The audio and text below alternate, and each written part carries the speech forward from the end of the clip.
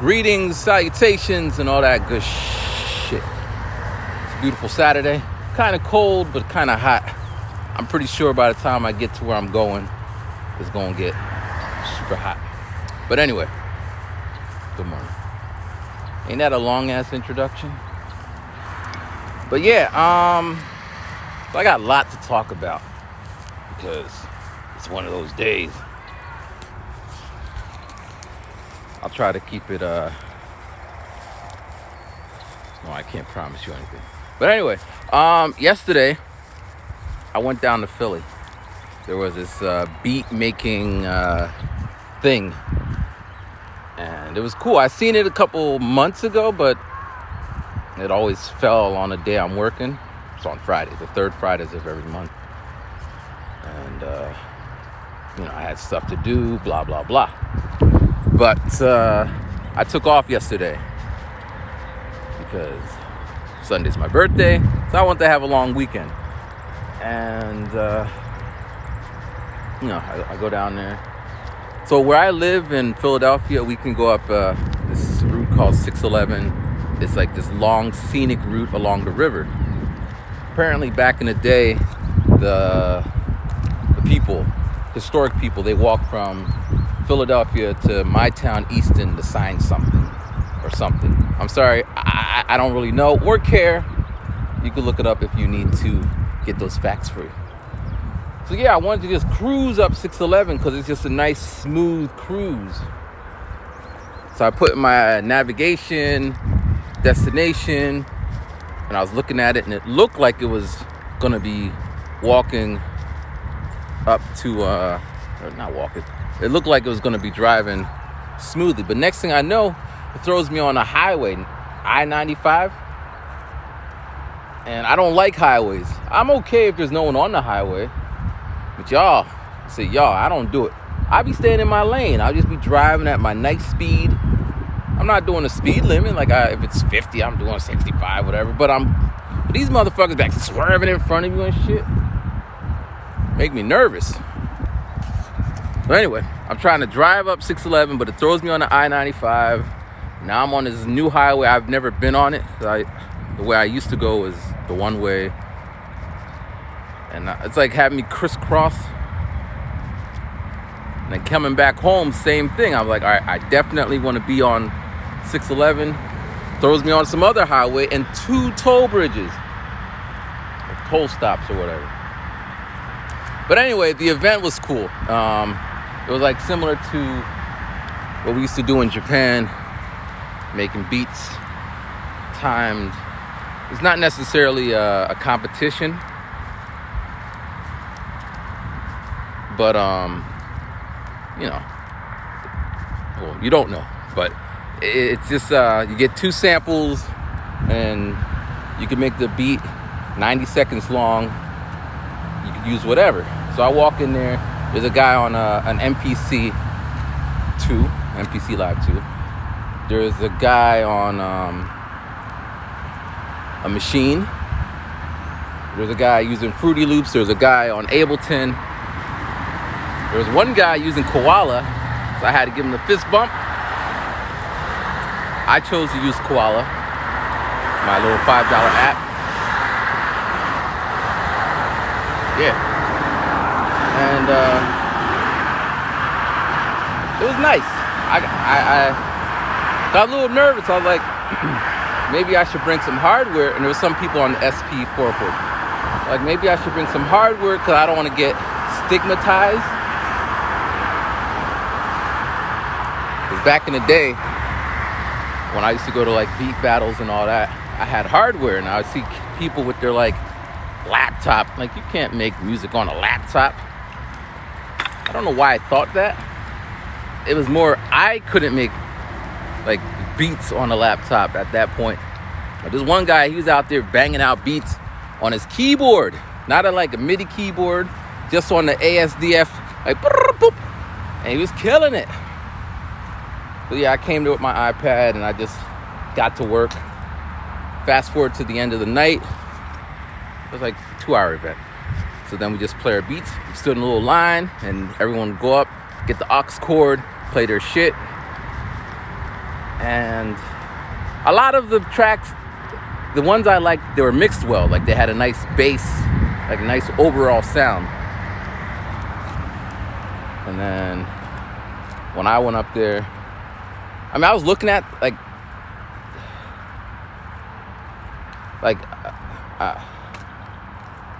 next time I'm gonna do it a little differently. But I went in there and I just got the business focus on that.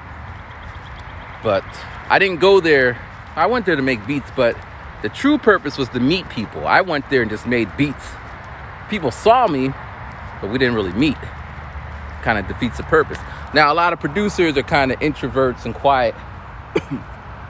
So like one guy, when he got up there to do his thing, all he had to do was push play, but you could see his hands were shaking. He was all nervous and shit. When I got up there, I didn't rhyme. I just kind of looked down at the iPad, all nervous and sheepish and shit.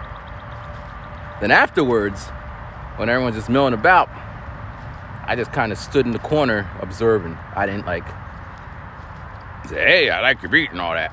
And then towards the very end, I'm like, so how long you been making beats? So I need to do that earlier, because again, I'm there to meet people. But good. But when I put my beat on, the mix was right. I had to mix in my my beats, which are not great for mixing, but I do listen, so I know the frequencies, blah blah blah. But they gave us the original song to the song. They gave us the original song to the song Common that Kanye produced for the people. For the people. We're not the people. So he gave us that original thing. So I flipped it, making sure not to sample the same parts that Kanye sampled or any way similar. And then I took the vocals from the original song and I pitched it down. And I had Common going over my beat saying, for the people, for the... So when I played my track, the host guy's like, I seen what you did there. And he started, for the people, But no one really got it. Because I was, again, another thing you should do. I remember this in business school. When they say who wants to go first, you should always go first. Because people remember the first person. People remember the last person. But then if you have like 80 million people in between, people kind of, go to the bathroom, zone out. But yeah, so then when I got when I got done playing my track, he's like, yo, you're the winner. Now there was nothing to be won, but he crowned me the winner. So, that's great for the ego. But yeah, it was nice. I enjoyed it. And then the area where I was at, it was all popping and shit. I kind of kicked myself, not too hard because it is what that is. But when I was at Temple, I didn't go nowhere. I sat in my dorm making beats. That's all I did. I think I went to some events outside of the school area, but for the most part, I was in my dorm. I did join the radio club and the hip hop club. I did do some 8 Mile-esque battles. I did do some hip hop workshops, but I didn't go into the city. And that's what that is. But this little area, there was like all these clubs, not clubs, but like bars, cafes, people walking about. Now, at the same time, Philly ain't no joke. They be robbing people out there. So I opted to pay $25 for parking. I called my dad because he'd be worried about me. I was like, hey, I made it. I was like, you know how much I paid for parking? I was like, $25. $25. I would have turned around and went back home. Like, yeah, but I ain't got time to be going around and around looking for a small ass spot in some shady ass area that may or may not be sanctioned. I'm not trying to get towed or ticketed. But overall, it was a great experience, and I'm going to figure out how I can get down there every third Friday. Oh, the best part of that, right? So someone introduced me to the host via email, said you got to work with him. So I shot him an email saying, hey, what's up? He shot me some beats. It's like the same day I freestyled on the beats and sent him back. And then he said, oh, that's really dope, man. Bugs attacking my face. He said, that's really dope, man. And then kind of just fizzled off. So when I got down there, he's like, hey, my name's Dan. I'm like, yeah, my name's Mathis. Like, what's your stage name? He's like, I forget what it's, Filthy Dan or some shit? I don't know. And then he had to get my email to send me the samples. So I'm like, it's contact at rhyming on the beat, which was already saved in his Gmail or whatever. He's like, he looks up like, yo! I'm like, yow! What's up? That's how I want to be, man. I don't want to be known like big time. I just want to roll up on places, just be like, yeah, it's me. Like, aren't you? But it was a nice event. It was beautiful. It was love. Producers are weird. I'm also weird. So I learned a couple things about the weirdness of producers. One, you really got to sell yourself. Now, me, I got the whole YouTube persona thing that I've been doing for years, so I don't have a problem like, hey, blah, blah, blah. A lot of producers don't want to do that. Like, oh, I'm too cool to do that. Well, then how people... There was a thing I saw. It was 50 Cent talking about... Is it Lloyd Banks? I want to say Lloyd Banks. I want to. Let's say Lloyd Banks. Let's say it's him. I might be wrong, but let's just say it's him. He was saying, he said, this is 50 Cent, and he said, yo, when Instagram was popping off, I told Lloyd Banks he should get on there. Lloyd Banks said, that's corny. I've heard that response. That's corny. He's like, and 50's like, nah, you just gotta, because you're kind of weird. So if you put yourself out on the platform and like just put your lyrics, your punchlines, and according to 50 Cent, Lloyd Banks like, nah, that's corny. Biggie Smalls wasn't putting his shit on Instagram.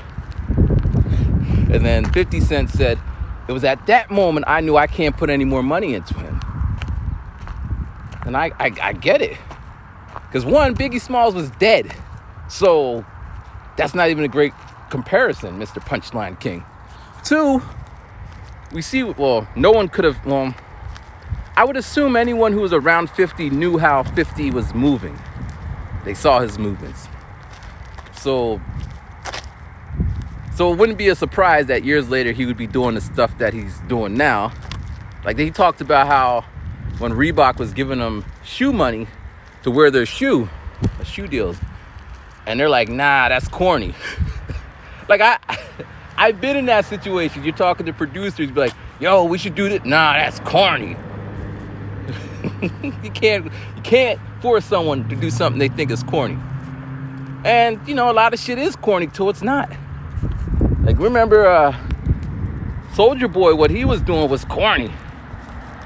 Until everyone started doing variations of Soulja Boy's marketing and platforming and all that shit. Self DIY and all that shit. That's a perfect segue. Look at that, crossing the street, look, timing. So the other day, right, I was on Instagram and I saw one of my homies was on. So I said, what's up? He said, hey, what's up? Thanks for checking in. Technically, I don't ever check in with anybody. If I'm saying what's up, it's because I'm saying what's up. I ain't checking in. I mean, after my mom died, a lot of people used that phrase, oh, we're just checking in. I've been in Japan 15 years, so maybe, but even that's not even true, because a friend from Japan said to me maybe 3 weeks ago, no, I'm just checking in. But I know nothing about that. You know, I'll just be on my dolo solo shit. But I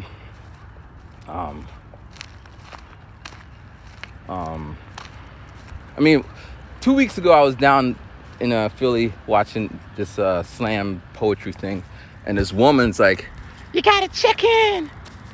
So again, this is new vocabulary to me. I don't know when it became a thing, but anyway, he's like, thanks for checking in. Then he said, yo, I'm starting this new business, blah, blah, blah. So then I said, yo, that's what's up. That's what I like to hear. That's what I'm talking about. And then he said, are you okay? What's wrong? Are you feeling okay? And I said, well, I took a minute to process, reread what I wrote to see if it could be interpreted any other way than how it was. But I don't know if I told you last week I was kind of dating someone, and they would just, if I said the sky is blue, I look over and they're like, looking like they're gonna cry, and they're like, I said, what's wrong? You said the sky is blue.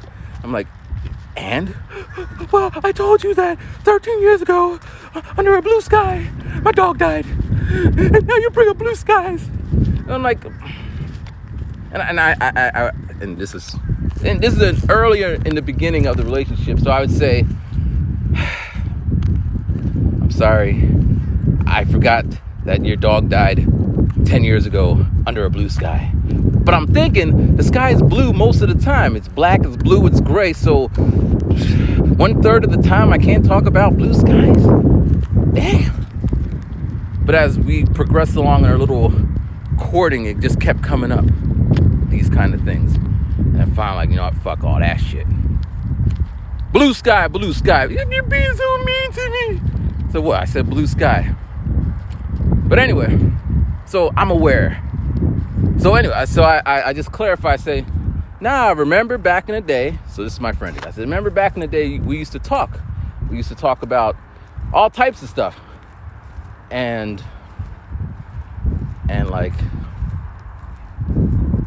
I mean, that's code for the conversation that we had. You don't know what we talked about, but like, well, it doesn't even matter. But we used to talk. So me saying that that's what's up, that's what I want to hear, is just saying that's good on you.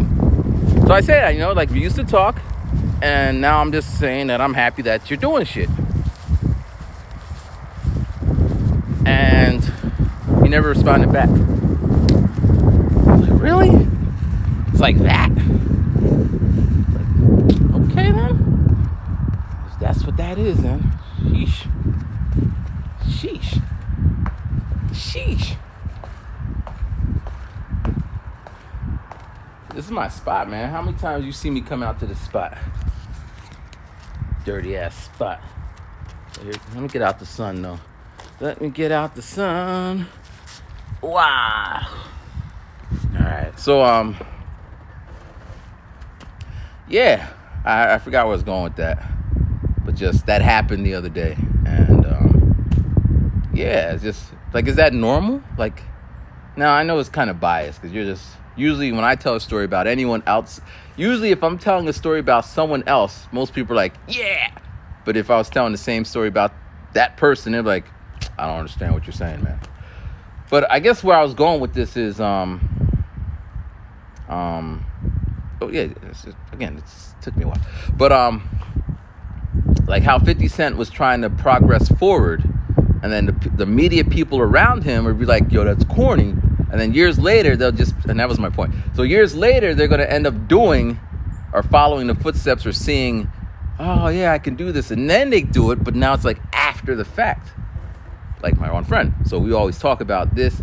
Like he might say to me, man, how you do that YouTube thing or da-da-da. And I'm like, well, I read this book and here's the book. Like, I don't read books. But anyway, that's neither here or there. But anyway, I'm just, as I said, I was happy that he's doing his thing. Because this, and I mean, he never responded back. But this is what I'm actually happy about. Because I know what I know. I read the books I read. I can't read every book, and I won't have successes in every endeavor. So and this is not like a dream state or anything. This is like, ideally, I mean, I read this in another book, but ideally, let's say this person over here is all about advertising. So they go deep into that. This person over there, they're all about like intellectual property. So they go deep into that. And then I stay in my lane just doing like this, go deep into that.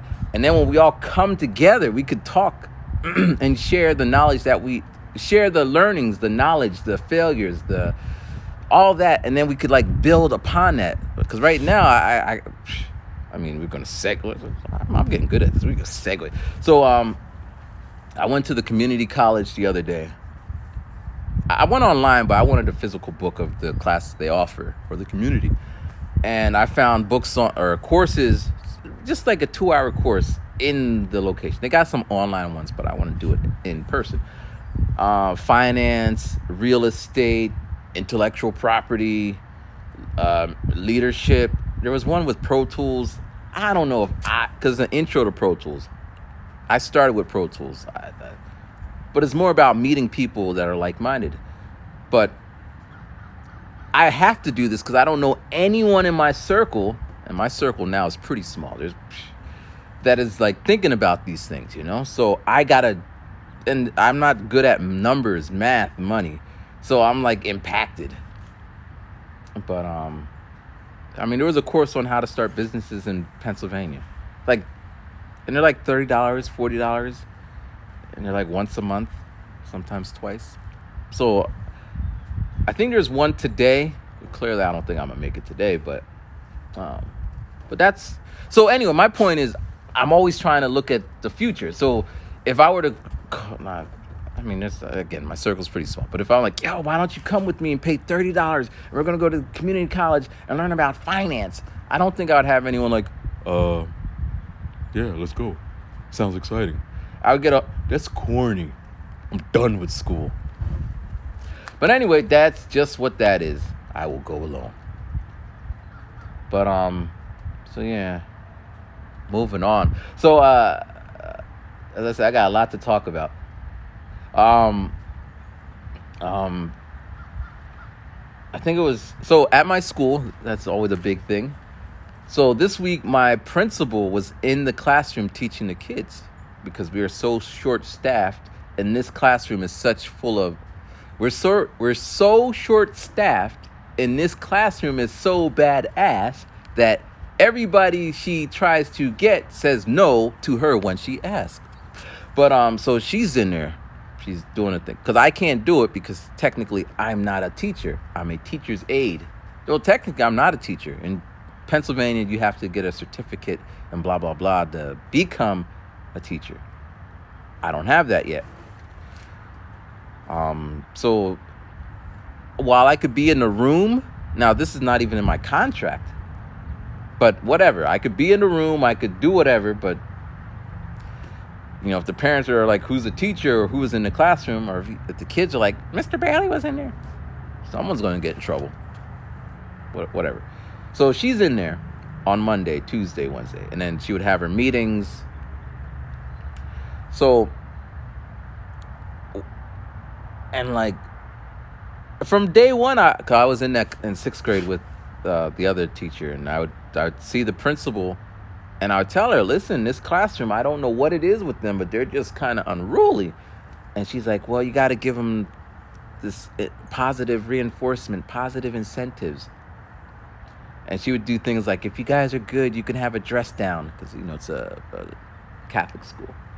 Or I'll get you some candy or some stuff like that. But it wasn't working. And the other teacher stressing, and, she quit after 7 months of this. And I remember one time she told me that the principal told her that she has to tell me how to do my job. But my job is not to do what she was telling me. It's a big mess from the beginning. So now the principal is in the room with these kids. She's the principal of the school. And the kids are doing what they always been doing. And at one point she said to this one kid, she said, if you do it again, I'm going to give you detention. And that kid got a detention on the spot. She was only in there for a week. Whereas a teacher, they would have to fill out some form and then go up and then talk to the principal. And the principal said, no, you get da-da-da. So I was kind of taken aback. How comes principal with all these principals wasn't able to do as she was? But, I'm not even on that. Because it's only 30 days of school, whatever. But it just sucks because, in this state, they don't have a teacher. They need to be trained. Here, we're going to jump a segue. So I said in my one rap, I said, the media is training us like little tits. Just kind of throwaway line. And then someone picked up on it and yo, you said training like little tits. Because people never pick up on my, like, I take the time to write it. I get a chuckle out of it. But I'm just not there yet. I still got to focus. I still got to sharpen my pen game. But I can't worry about it if people notice it yet. Because and this usually follows or comes after I see, like, someone's like, listen to Lil Wayne. And he's like, they'll say some line he said. And I'll be like, move G's move silently like in lasagna, I think. I went over my head. Because I'm maybe listening to the flow or the beat or the absurdity of the hook or whatever. But, you know, you're just dropping them lines. But anyway, so the principal, like, at one point, she's, like, talking to the kid, and she's just, like, and she told me this after the fact. She's like, I just can't argue with the kids. No, you can't, because kids, especially these kids in this class, like, you say A, they say G. You say G, they say 1. Like, there's some logic, but it's beyond us adults. They're doing some TikTok, some shit that's... Now, I'm curious. Like, I'm trying to figure out the algorithm for what they're doing. Where every other adult just like, we are the adults, you're the children. Be quiet. And these kids are not responding to that. And, like, she would leave the classroom, and it'd just be me and just kids, and I tried giving them detention. I don't give detention. I tried taking away their recess. I was giving them silent lunches where they would have to... There's a flying thing there. I ain't hurting him, he ain't hurting me, but I am going to walk on down here. Give us some space. But I'm doing all these things, right? And we had tests like standardized tests that they had to take. And, like, they're talking throughout the test. And I was making a joke, like, if you smile, you're going to get 1 minute off of recess. Recess is 15 minutes. And one kid, they got 15 minutes off of recess within the first... There was 3 parts of the test. Within the first 2 parts of the test. But, you know, it is what it is. And they're just going on. And I'm just, like, annoyed. Because it's just, like, there's nothing you can do. Especially in my position. I'm not a shouter, nor does shouting work. I don't want to threaten them. I just want them to do what they're supposed to do. I wrote all the rules on the board. This girl, she's like counting her change during a test. I wrote on the board, no counting change. This boy is drinking water in the way that is so odd and dumb. Like making noises as he drinks. Don't drink your water in an odd and strange way. So I'm writing all this shit on the board. And they just... So then they might do something like, oh, it's not on the board. So then it got to the point where I was just like, you know what? I was going to get you... Well, I already bought... So last week, I bought 12 boxes of pizza for the 6th graders and the 5th graders. 6 for each grade, right? Pepperoni and plain. So I bought it, and it was going to be a surprise. It was going to be like a birthday party. Because there's no other reasons for them to ever get pizza from me. They're not good kids. Well, they're good kids. They're not well-behaved kids. So I just said, you know what? I was going to do a pizza party with you guys, but you do not deserve it. I'll just give the pizza to, like, the other grades. The other grades don't deserve it either. But, so this is what the kid said. Well, I don't even like pizza. I had pizza yesterday. So I was just kind of like, you know, whatever. So the plan was the 5th graders, because they sit, 5th graders and the 6th graders are eating lunch at the same time. So as the 5th graders are eating their pizza, the 6th graders would be sitting there like, oh, I didn't get no pizza. But when I was driving home, I was just kind of like, I got to be better than them. I got to rise to the occasion. I have to show them that adults are not grown children. And, you know, some of the class is not all the class. So I had to show patience. I had to show compassion. I didn't want to. They don't deserve it. Shit. But I so anyway, so I go home and I just decide, okay, I'm just gonna go as planned. So the next day comes, I get paper plates, and I call the office, like, yeah, pizza's coming. They're like, oh, thank you so much, Mr. Bailey, because their children are also student. Like, us parents are so happy. The bee just went in my face. Probably caught them. They're just like, we're so happy. We appreciate it. So then this bee's trying to get off and get a cameo or something.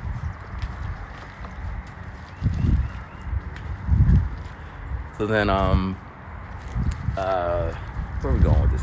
So then the next day comes and we're in another building. So when I came out to go check if the pizza came, these two secretaries are carrying 12 boxes of pizza to this building. And I'm like, no, it's going to be in the cafeteria. So then we go back to the cafeteria, and I'm excited because it's pretty big. I've never done this before.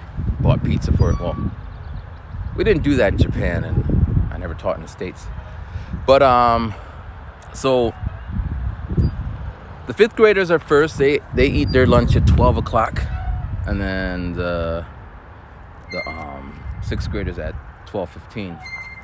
So as the fifth graders are going to lunch, I'm running out, and they're like, good morning. And I'm like, there's going to be pizza down there. Get 2 slices. They're like, huh? Like, oh, thank you. So then I run back to the other building to get the kids, and then I'm bringing them over, and then we get downstairs, and then I'm like, hey guys, do you want pizza? And then they're just grabbing a pizza, like little monsters. So now everyone's eating pizza. So then the fifth graders are coming up to me, and they're just like, thank you, happy birthday to you. And they're just being all like cute little kids, like just grateful, cute. Sixth graders, they're coming up, can I get another piece? Can I get another piece? And at the end of the lunch, you know, they're just sitting around. We're trying to line up. They're not supposed to, the rule is when we're lining up, all your food is done. There's this girl, she's sitting there just munching, like the kid.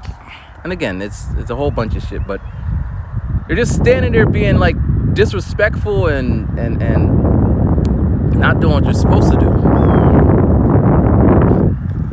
So we're just waiting there and waiting. They're like, why are we still waiting? I'm like, because you're eating food in line, which we went over this last week with them, or I did. And like, we go have recess, and it's just, so now we get back to the class, and nobody said thank you or happy birthday or any of that shit. And I just felt, I didn't do it for them. I did it for me. I wanted to have a party, and I ain't gonna have nothing really happening for me tomorrow, which is fine. I might go to the movies or something. But like, it's just, I have no words for this. Like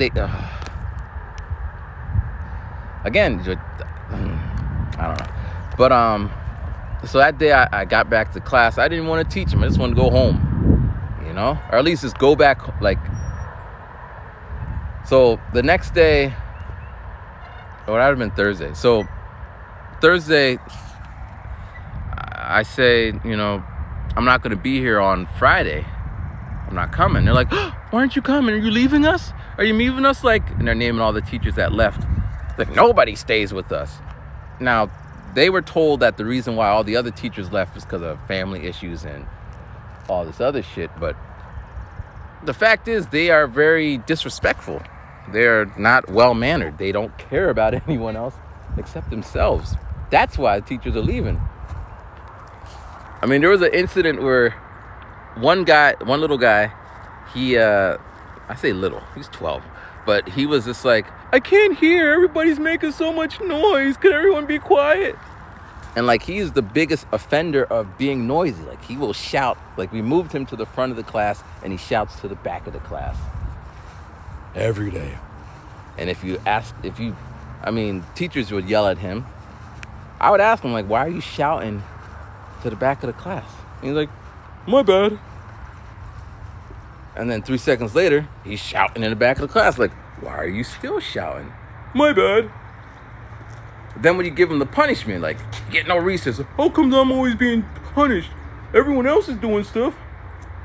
And I say, listen, man. Like, I'm talking to him as, now, I don't know. My observation, everyone is just yelling at him, including the principal. They're just yelling. But I'm curious, like, why are you doing this? Like, I don't know. Like, if he said, it's because I have ADHD or ADH or whatever. It's an excuse. I guess it's a medical reason, whatever. I can't control myself. That's self-awareness. He's just, I mean, at one point I saw him throw a water bottle at this kid's head. And I'm looking at him. And I just be looking, like, no yelling. Like, I need to catch him in the act. That's my thing. So be like, so we're throwing bottles now. He's like, well, he threw it first. I was just giving it back to him. So I always do my example. Like, here's my bottle. Here you are. The kid will take it. Can I have it? The kid will hand it back to me. Say, that's how you hand the bottle. Oh, he... And like he's just... And then at one point we did this one assignment, and then all the kids started to congregate in the back of the classroom. Now, at no point did I ever tell them you can get up and walk around and stand in the back of the classroom. So then I walk to the back of the classroom, and they all run back to their seats. I'm like, no, come back. And I have them sitting in the back of the classroom. Like, why are we standing here? Like, well, clearly that's where you want to be. Like, no, you can't go back to your seats. You're going to stand here. And I wrote their name on the board. And then I said, all right, you can go back to your seat. And then this one girl, she's like her eyes started to water up. She's like, the reason. And I felt bad. Because I understand the peer pressure to follow what everyone else is doing is strong. But you guys need to realize that you can't do that. I don't remember if I told you guys. I probably didn't. But this girl, she I mean, these are 6th graders, so they're 12, 11, 12, 13, I don't know. So she comes up, she's like, Mr. Bailey, da-da-da. I'm like, did you just punch me? She's like, no, I didn't punch. I said, did you punch me? She's like, I didn't punch you. I said, don't put your hands on me. She's like, I just tapped you like this. Da-da. I said, do not touch me.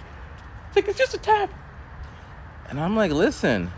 I mean, a couple minutes passed, she's in her seat. She's like, I didn't punch you. And I was just like, listen, man, you and I are of color. We're people of color. What would happen if you went up to a policeman and tapped them? She's like, what? I said, no, think about it. What would happen? She's like, what? And she got it. I'm like, yeah, we got to be more careful because we can get hurt running up to random people. I mean, and I didn't go on, like, there's no need for all that. I don't know if the message will be implanted in her brain, but just last week, some kid went to the wrong door and got shot in the head because he was of color. And then, 2 days later, some cheerleaders got in the wrong car and got shot. Like, you got to be aware of your persons. I feel bad for their reality. Back in my day, when I would walk past a car, I would hear the doors, like, lock. That's all I got. I didn't like it. But now they're out here shooting people. So when these things happen, this is where I feel like I am doing my job. Like, whether they know math and all that, leave that for the teachers. I'm not their teacher. I'm not a math teacher. But life lessons like these, like, you could talk all you want back to adults, but there's going to be adults that are not stable in their mind. They will, or your boss or whatever. So, yeah, I don't know, man. I mean, I don't know. I feel bad because, again, not all the kids are this way. I mean, one kid, he's a good kid. But one time he was in the back of the room with everyone else, and he comes up and he's like, I was going to get this. But I remembered, no, I can't remember. Like, I'm not watching them. Like, they could do whatever they're doing. They just need to be quiet about it. But when they're not quiet about it, it's annoying because it disturbs the other classmates. I mean, a couple classmates, can you tell the class to be quiet? I can't. I tried. They're just not going to listen. But he comes up and he starts doing the sturdy, I believe that's the dance. And he's like looking at me and doing the sturdy and thinking it's funny. So later when I put his name on his board, like, why am I on the board? Like, because you can't walk straight. He's like, but I was walking. Like, you were doing the dance. Like, no, I wasn't. Like, you weren't dancing? And then he starts to, but I was. Like, I'm a patient dude. But every day, they whatever, like, if my patience is a full bottle of water, by the end of the day, it is just like depleted. Now, I do come into the class the next day full again, and as the kids come in, I'm trying to build on whatever we talked about yesterday. Like, you know, as the one kid, I was just trying to explain the whole concept of respect, mutual respect. I respect you guys. I expect you guys to respect me. I'm not asking you to do anything that you haven't heard already, or blah, blah, blah, blah, blah. He's like, but these kids over here, they don't. I'm not. That's on you guys. But when adults are talking to you, but some adults are. Well, I'm not those adults. This is me. It sucks because I would need more time with them and a little bit more authority. On Monday, I'm thinking if I remember tomorrow, I'm going to get like the little tongs where they could pick up garbage. So for recess, I'm going to have them picking up garbage around a little block, like where they play recess.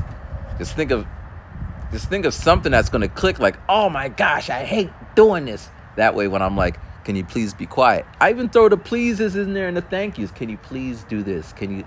It's different from the other. They're like, do this because I am the adult. But I just feel bad because, man, next year, like, they need to learn these kind of skills to be productive people in this society, especially the way things are going on now.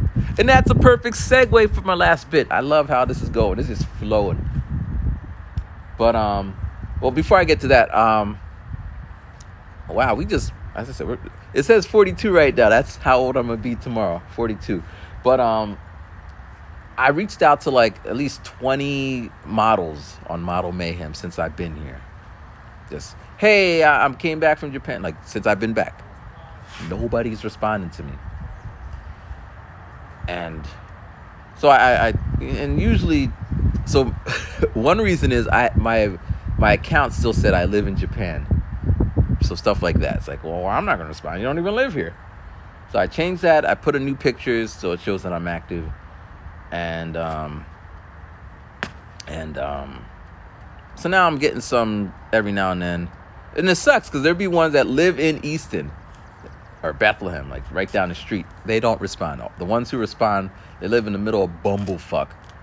And I'm looking like how long it would take me to get from my house to where they are. And it's like an hour. But now they're starting to respond, and I had one who responded, and I found her on Instagram, and then she added me, and then she said hi. I said hi. I said, hey, I'm trying to work with you. She says, yeah. I showed her the video of me doing the glitter shoot. She said, I could see that you have a passion for photography. I'd love to work with you. Can we have a face chat time thingy? So this is good. It means it's progressing. Where the other ones who are also reaching out to me, they're like, yeah, my rates are boom, boom, boom, boom. Not a hello, not a hi, not I love your work. Just, this is how much I take. And I get it. We're not friends. I would like to be friends with the models. That way the price will come down, and then we could have mutual interests. Like, they need pictures, I need a model. Like in Japan, that's how it's working. At one point, I stopped paying people because they're just like, oh, you got a drone? I'm down. Oh, you're doing glitter? I'm down. Oh, you got a makeup artist? I'm down. Oh, you going to the island of Okinawa? I didn't pay them. They just wanted the photos.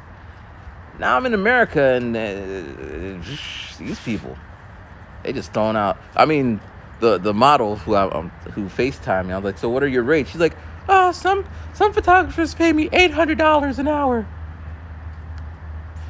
And I'm just kind of like, so I threw out a price. Boom, boom. And then she said, okay. So it almost makes me seem like she's negotiating. She threw out a high number, and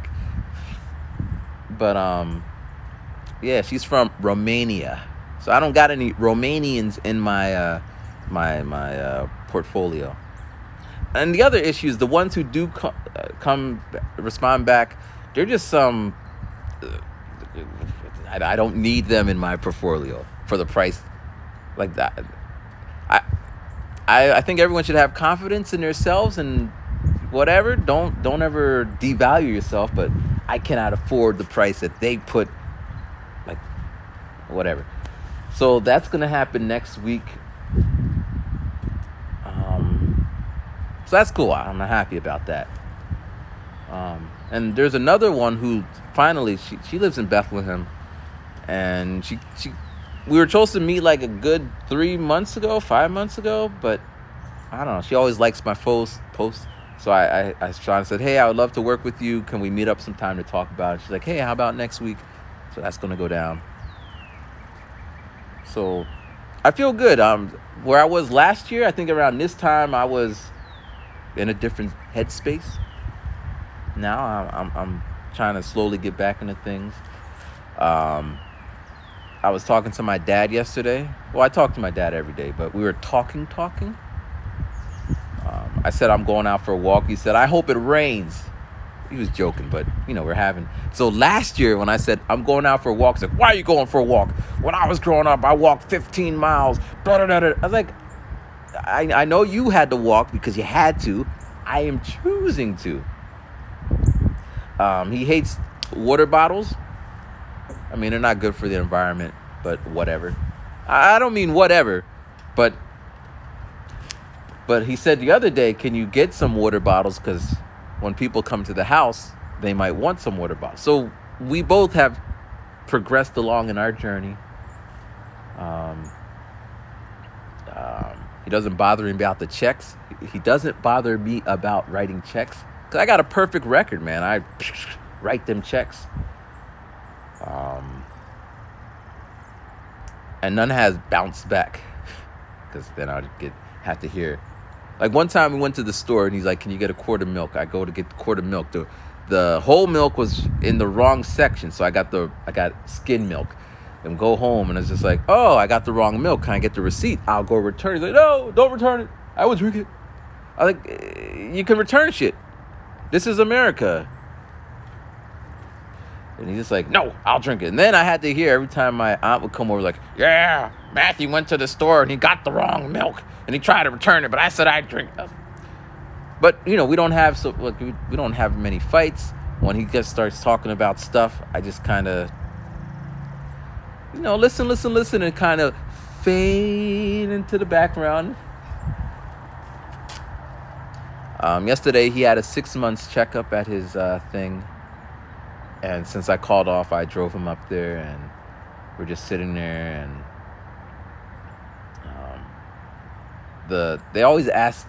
I mean, older people do forget more, and they were asking him, so what's the date? Who's the president? And then my dad's like, and I know that my son's birthday is tomorrow. It was going to be a surprise. So that's touching. Like, now maybe for you guys out there, you get the sweet 16s and you're getting Teslas and all that good shit. But my dad, my grandfather never met him, but there was no celebration of birthdays. Like, they just didn't get shit. They didn't get a cookie. They didn't get nothing. So the fact that he's acknowledging, that means a lot to me. Well, I'm pretty particular about my birthday. But, this is going to be my new look. I'm just going to be like this for a while. Because I got this, come on, B. Why the B got to be bothering me? Maybe he's wishing me a happy birthday. Well, thank you, but stay out of my video. But, I got this shaver. I think I was talking about the other day. I got a nice one. It's like $130. And it's not like smooth, like without the razor, but I don't get the razor bumps and all those stupid shit. And it's, waterproof and, just bzz, bzz, bzz, bzz, bzz. And if you keep going back and forth, it does get smoother. I even got my glasses, my prescription glasses, which don't really have any prescription in them. So I'm going to see if I can fool my kids. I'm going to come in the classroom with my glasses on and be like, "Hello, kids. I am Matthew's brother, Mr. Bailey's brother.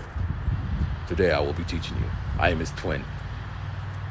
And I'm going to try to change all my mannerisms like, "Nah, it's you." I'm like, "No, it is not me. My brother is sick. I had to come in. The principal knows about this." It just keep in that tone. In Japan, I used to do that stuff, but in Japan, Japanese kids don't necessarily see a lot of people of color.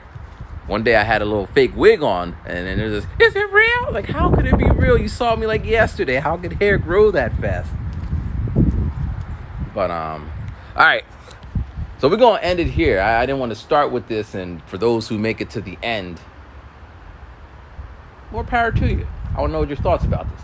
But I started reading this book. So after my finance book, I Googled finance, and then this book came up called The Great Reset. So I got it on my audiobook, and I've been listening to it. I got it was like 6 hours, I think. And I got 44 minutes left. And at one point, I couldn't even listen to it anymore because it was just, the narrator has this like, I can't, this, like, that sound is horrible, but his voice is, like, that's his speaking voice. And he's like shouting about everything. I'm used to chapter 7. Today we're going to talk about, but he's just like, chapter 7. Now, apparently he's like some talk show host guy, so that's why he probably got the gig, and people who know him are probably loving that voice. But oh my gosh, I'm like, I cannot listen to this the whole time. But at the same time, I just pushed through it because, oh my gosh, it is scary. It is scary. I mean, it could be interpreted as scary, or it could be interpreted, and that's how I say shit. Interpreted. It could be thought of as a heads up. I'm not going to go into it all because it is scary, man. But basically, the Great Reset is about how the world leaders of the world are resetting everything.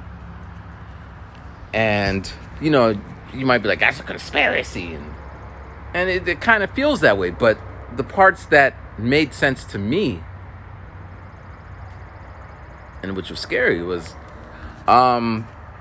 remember last year, I think it was last year, when the truckers in Canada were like, they were protesting the COVID thing. We don't want to get our shots, so they use their trucks to block areas off. And for a while, it was like, yeah, and it was working. And then we didn't really hear much about it. It just kind of dissipated. But according to this book, I didn't fact check the book, but according to the book, the prime minister, he used some state emergency type thing, and he declared that the truckers were terrorists. And using that protocol, he froze the accounts of the people involved in the protest, the peaceful protest. He froze their accounts. So the people in the protest were like, whatever, and they went to another account. So let's say they're on PayPal, and the PayPal's like frozen. So they just went to crypto, frozen. They went to this one, frozen. And without money, you can't really do much, right? It takes money to protest. Well, I'm not really sure about that because, if you're just running down the street, breaking windows, stealing TVs, I don't know if it takes money to do that. But the point is, they were able to find the people and then freeze their accounts. And I started to think, like think of the ramifications. Like at one time, I had a bunch of right when I had my rhyming gaijin shirts, and I sold like a good 25 of them. So I had like a nice chunk of money in my PayPal account. In Japan at that time, they didn't have PayPal accounts, and I didn't know how to get it to my Japanese bank. So when I got back to the States, I didn't know how to get it for whatever reason. I don't think the systems were in place where you could just deposit it yet. Or maybe I didn't think about it. Again, as I mentioned in the beginning, like I want my peers to be doing the thing, not exactly what I'm doing, but because when I went home, I'm like, hey, you got a PayPal account? And everyone's like, nope. Because if they did, they'd be like, well, I'll just send you the money. Bam. So for like a good 2 weeks, I had money, but I couldn't access it. And it's really stressful for me.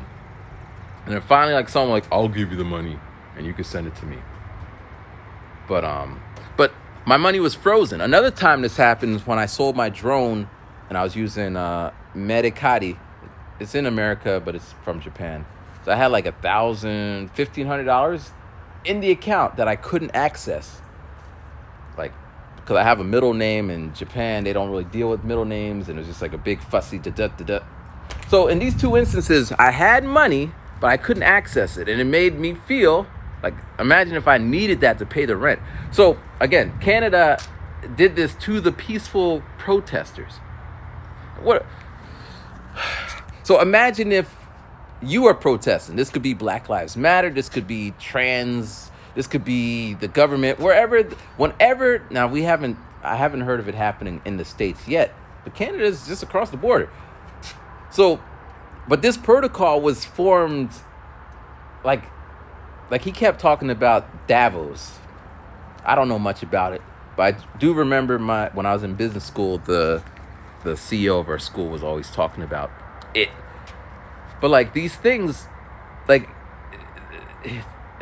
I mean, it sounds conspiracy like, but basically he was saying everyone who was at Davos, world leaders and whatever, they're working on these big ideas to whatever. And they're kind of looking at other countries like, okay, you're doing that. Okay, it works. And then we'll implement it over here. But I come back to like the freezing of the accounts. So right now we use cash, whatever. But they were talking about digital money, not crypto, but digital, like centralized digital currency. Apple has something in place like that, their little Apple card, PayPal, whatever. But once all money or a big chunk of it is digital, so no longer physical, you can't stockpile it, it's just on your phone or whatever. If a government wanted to, like, if somebody, now there's some positives to this, like you can't lose money. I mean, hackers, but they leave digital footprints. But you wouldn't be losing dollars or $100 bills or bags of money. I mean, maybe you could, I don't know, but maybe forget your password. But like, just they could freeze you out of your own assets, which they've been doing that in other capacities, like how they did Russia. We're freezing all the accounts. Like people in Russia, they can't access their PayPal or use their Apple because of Putin. Like imagine if I was Russian. I'm in Russian doing a Russian thing, and now all of a sudden I can't use or access my account because of my president. Like, but so I was thinking about that, and that's scary to me. Because as we can see, the government is not always in the best interest of the people. Another thing that's scary, and this is happening, I don't know, I feel it's happening, I can't prove it or not prove it. But on my Instagram, when I make it like a political, and I'm not like political, but if I say, I posted something, and when I looked at the analytics, it wasn't viewed. So normally I have like 200 people on my other Instagram, and people usually see it. At this time, I was dating, courting, whatever, dating. And she's like, yeah, I didn't see it, and I'm always on your page. So how, like, someone who's actively looking for it can't see it? And then I looked, and it's just like, it had like a 0.03% view rate or some shit. And in this particular rap, I talked about how my dad is worried about the government and Donald Trump, but they should be worried about this and da-da-da-da. Because now you have, like, if you notice on Instagram, it has like the auto translating thing on there. And if you notice, if you call some phone number, like, you could speak your message. And if you say, hey, Siri, she can listen to you. So all these,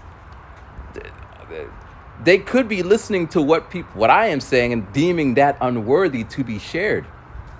I mean, the book talked about that too. So during COVID, they were like actively, like Google, YouTube, Twitter. If your post was against, like, if you're saying it's a hoax or all that, they wouldn't share it, or they would kick you off the platform. Like it's happening. So that's why it kept me listening to this weird guy shouting like that, because I could see some of the things happening now. Like, it's not so far-fetched. He talked about the COVID passport, the vaccine passport. I forget the name he used. That's what Japan called it. Like, I actually had, I think I have a physical little thing called vaccine passport. And like he was saying, the vaccine passport, like, without it, you couldn't get on a plane, right? In Japan. But they can also tack other things onto it. And then he jumped over to what, now again, this is just going by what the book said. In Japan, or in China, they have a social credit, I believe. I'm just regurgitating what I read or heard. But the social contract, they like kind of like a credit score, but this is like a social one. So your social standing, and then, so let's say you have a good job, your data uses, the money in your bank, and they could attach, like, if it's digital, they could attach it to some database. So if you go for a job, like, oh, you have a low social score. Like, again, I don't know the details so much, but that's happening over in China. He threw out the idea that on new cars, like cars with little computers in it, I mean, we see the ads. Yeah, you could use Google Maps. But there's a way that they could make a kill switch. So, like, let's say you're driving and then you don't pay your bill. Someone could just flip the switch. Now your car, boom, frozen, dead. Or, self-driving cars, the car drives itself back to the lot. Or let's say you're running from the cops, which this may be a good application. So someone is speeding down the highway, it's all dangerous, and the cops just go, boop, and your car just, and the doors just lock on you. Now, if they're like killers or what have you, that's a good thing, because it will save the lives of other people who, like, you ever seen Fast and the Furious? Of course, we're rooting for our heroes in those movies, but imagine you're just sitting there, and here comes these people driving. Now, it's a movie, and they don't want to make it look so bad, but some of them people did not get out of the way in time. They got ran over by our heroes. Vin Diesel, family. Yeah, he's going to their funeral. I'm sorry about your family, but my family's more important. That's a Batman voice. But anyway, so like these ideas they're scary. Now, you could look at it like, well, I'm just not going to have my money. I don't think we can avoid it. Like, when they start rolling out these things, you get a new car that's all digital, it's probably already implemented. You're going to ride your bicycle? You want to get on a plane, and they said you need to have this to get on there. What are you going to do? The Wright brothers your way on some... So these things are coming whether we like it or not. And they may be here, and it just goes on and on and on and on and on. It's just like, we got some crazy times. Now, some things, I mean, he's writing it this way to make you scared. And it is scary. But I think the word is alarmist. I'm not an alarmist. But just to know that that's, like today, I knew it's going to get hot. So I got my coat and I could take it off. But I knew it would be cold, and I'm a cold person, so I knew I could wear, like, just have a heads up. Know what you're talking about. But yeah, man, it's scary, man. I don't know if it's any scarier than any other point in history. Like when people were dying from the Black Plague and there was no cure, pretty scary. When people would walk out the door and if they were of a certain color, see a cross being burned on front lawns, that was kind of scary. Emmett Till, not the movie, sitting in there eating your popcorn. I mean, you, same age as Emmett Till, see that some little boy is now brutally mutilated because he whistled at a white woman, and you are a whistler to white women. That would be scary too. So I think throughout history, there's always been scary shit happening.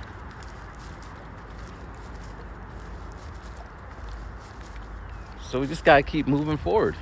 And at the same time, there's been nice things like YouTube. There's no other time in history where a random person number one, can talk to other random people number whoever's watching, and kind of develop a interesting relationship. So technology has its pluses. I mean, my dad, he's gonna be 90 2 weeks from now. I think if he still lives in Jamaica under those circumstances that he was raised on, he might have been dead already. So, technology is not good or bad. It's how we use it. But yeah, man, I'm talking as I've been talking. I got everything off my chest, and I feel good. That breeze. And I'm gonna listen to the next 44 minutes of this scary programming. The next book I'm gonna read is called A Brave New World. He said that's scary. I mean, the concept's been like updated for a lot of newer movies, but this is like the granddaddy of these dystopian type things. I hope it's true. I'm not a big fan of like long ass books, although I make long ass videos. But as always, thank you guys for listening, and enjoy your weekend and be safe, and just be aware of shit, man. Be aware of shit. All right, peace.